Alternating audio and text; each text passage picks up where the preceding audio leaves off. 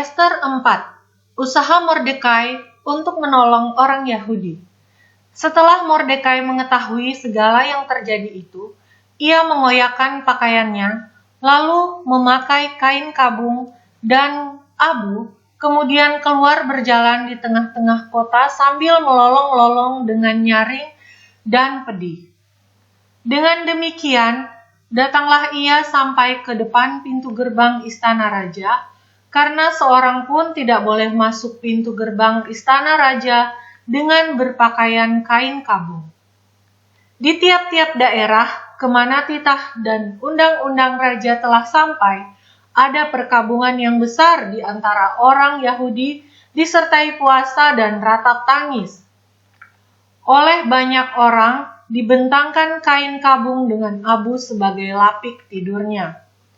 Ketika dayang-dayang dan sida-sida Ester memberitahukan hal itu kepadanya, maka sangatlah risau hati sang ratu, lalu dikirimkannyalah pakaian supaya dipakaikan kepada Mordekai dan supaya ditanggalkan kain kabungnya daripadanya, tetapi tidak diterimanya.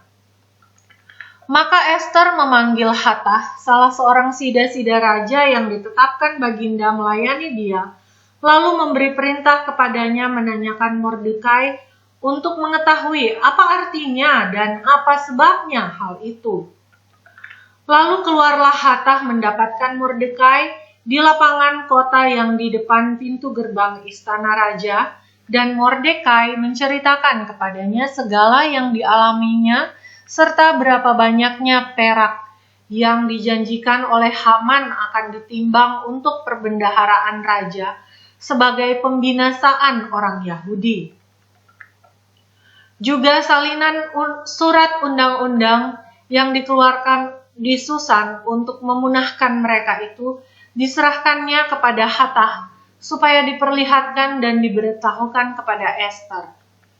Lagi pula Hatah disuruh menyampaikan pesan kepada Ester supaya pergi menghadap raja untuk memohon karunia-Nya dan untuk membela bangsanya di hadapan baginda.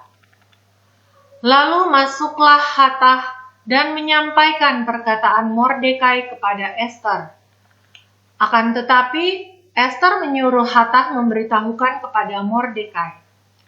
Semua pegawai raja serta penduduk daerah-daerah kerajaan mengetahui bahwa bagi setiap laki-laki atau perempuan yang menghadap raja di pelataran dalam dengan tiada dipanggil, hanya berlaku satu undang-undang, yakni hukuman mati.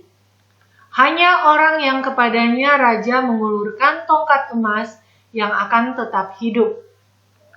Dan aku selama 30 hari ini tidak dipanggil menghadap raja. Ketika disampaikan orang perkataan Ester itu kepada Mordekai, maka Mordekai menyuruh menyampaikan jawab ini kepada Ester. Jangan kira karena engkau di dalam istana raja, hanya engkau yang akan terluput dari antara semua orang Yahudi. Sebab sekalipun engkau pada saat ini berdiam diri saja, bagi orang Yahudi akan timbul juga pertolongan dan kelepasan dari pihak lain, dan engkau dengan kaum keluargamu akan binasa. Siapa tahu, mungkin justru untuk saat yang seperti ini engkau beroleh kedudukan sebagai ratu. Maka Ester menyuruh menyampaikan jawab ini kepada Mordekai. Pergilah, kumpulkanlah semua orang Yahudi yang terdapat di Susan, dan berpuasalah untuk aku. Janganlah makan dan janganlah minum 3 hari lamanya, baik waktu malam, baik waktu siang. Aku serta dayang-dayangku pun akan berpuasa demikian. Dan kemudian aku akan masuk menghadap raja, sungguh pun berlawanan dengan undang-undang. Kalau terpaksa aku mati, biarlah aku mati. Maka pergilah Mordekai, dan diperbuatnyalah tepat seperti yang dipesankan Ester kepadanya.